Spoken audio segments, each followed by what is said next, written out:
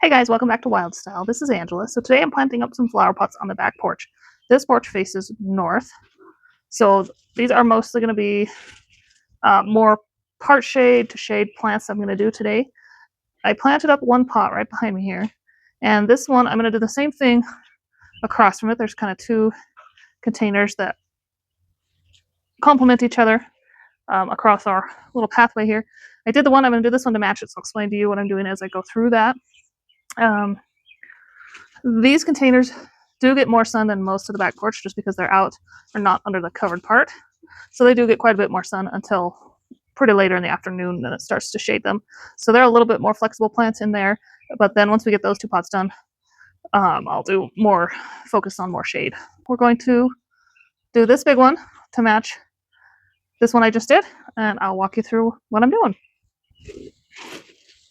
Okay, so these pots need a little bit more soil added to the top, so I'm just going to top that off. We haven't messed with them other than pulling out some of the old dead stuff that was in there. We haven't messed with them since winter, so they need just a little bit of soil.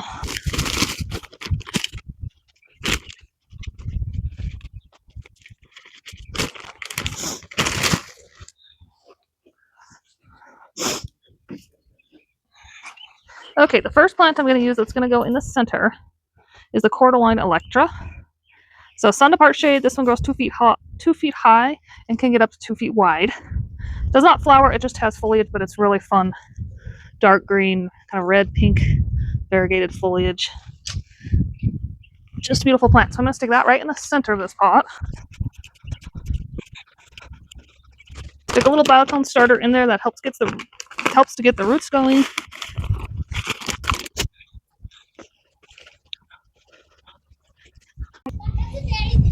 Okay, so I got 4 holes in there. Make sure that's on.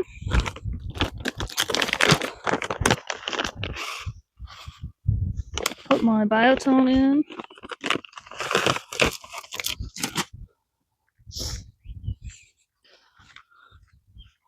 And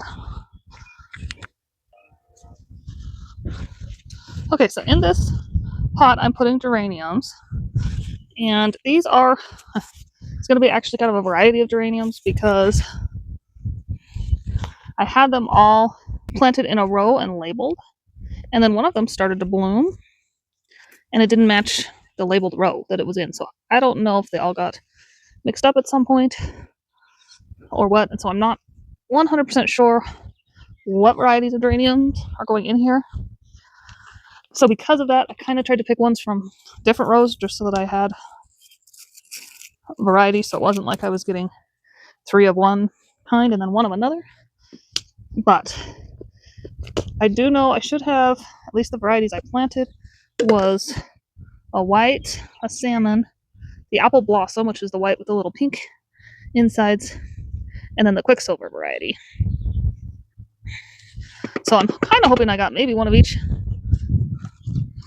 but if not, that's okay. So in theory, these random geranium selections will match the ones in the planter on the other side, or at least it's a random mixture of the same varieties, so hopefully they're close.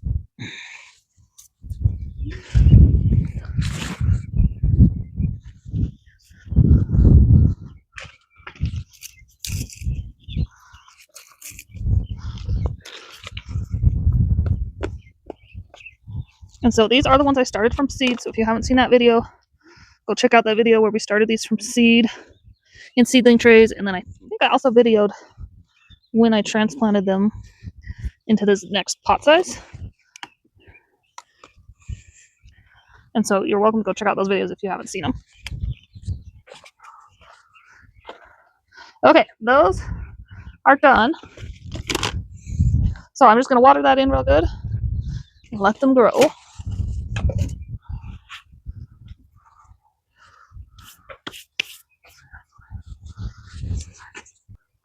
Okay, I got those watered in. It did start raining, so I'm going to move up onto the porch and do those pots that are hopefully out of the rain. So long as the rain doesn't get too crazy, we can do these pots here that flank Oop, both sides of the door. Don't mind my messy porch rug here. Okay, so pulling the drip out.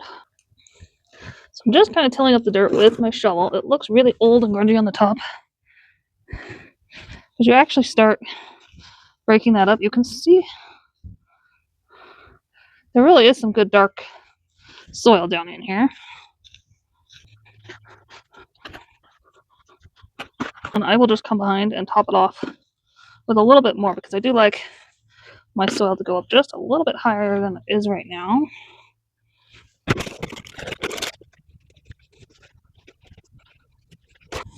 Okay, so in each of these three, I'm going to do 3 plants. So this first one is Hippo Rose, part shade to shade, 16 to 22 inches tall. This will grow upright, does not need to be deadheaded. It's just mostly this foliage. It is heat tolerant. But I'm hoping it's just got some really fun kind of variegated pink and green leaves. We'll add a little bit of spice back here because this spot gets almost 0 sun. It's on the north side of our house. Okay, adding some Biotone starter. Oh, and this guy, I showed this in an earlier video, but it also gets just these teeny tiny little, I don't even think they're flowers. I think it's like where the leaf comes off or something. They're purple, they're bright purple, which contrasts with the pink and green foliage. Anyway, it's just been a really fun plant. But, oh, look at the roots on this thing.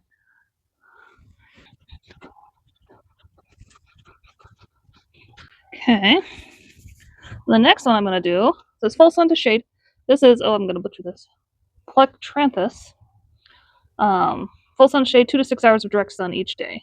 10 to 18 inches apart, 8 to 10 inches tall. So it's not going to get as tall as this one, which is why I kind of stuck that one on the outer back edge. And this one I'm going to go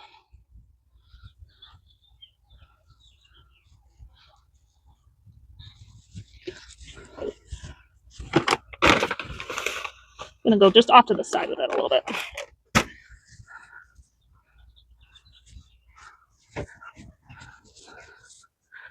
Grab my chair. Nice thing about planting in pots is you can pull the chair. Okay. So this one, green leaves on top. The veining is purple, and they're purple underneath with both purple and green stems. So cool. So cool. But there again, no flowers on this. It's just to add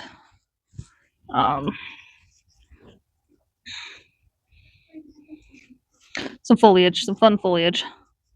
Let's see, maybe I'm trying to stick these tags in there because sometimes people ask me what these are.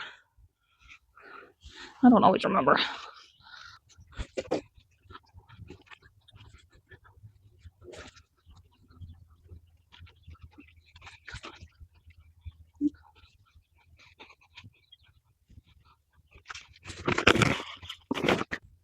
Okay, last but not least, this is an orange stripe impatiens.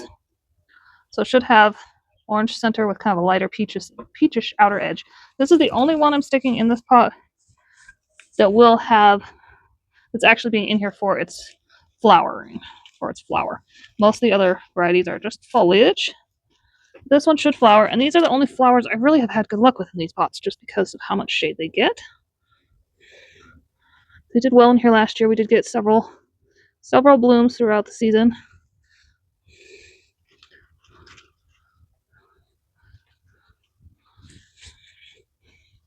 And they looked beautiful.